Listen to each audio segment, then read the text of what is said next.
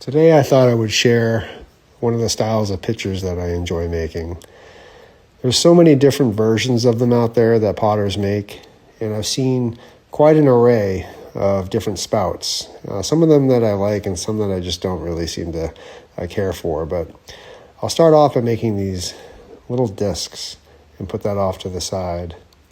And then I'll think about the shape. I do like sometimes the more bulbous shapes on the pitchers. They have a very traditional look to them, but I do like these taller ones, especially for flowers and decor.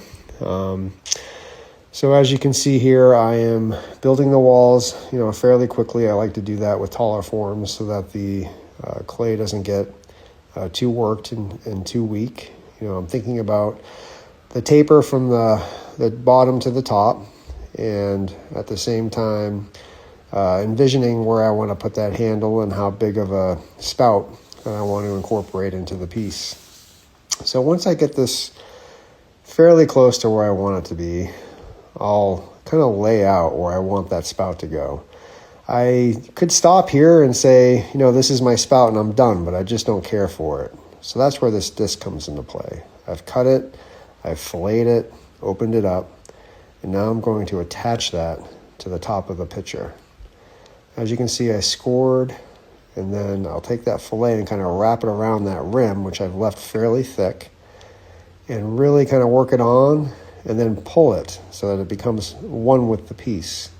This, to me, makes a much more pleasing shape for a spout on a pitcher.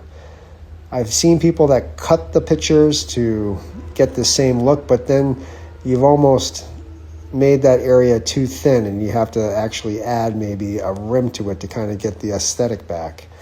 This way, I feel like it's all nice and thick and sturdy up at the top. And now I'm putting on the handle. You definitely want a nice sturdy handle. I don't want too big of a handle. I want something that's stout and kind of easy to grab onto.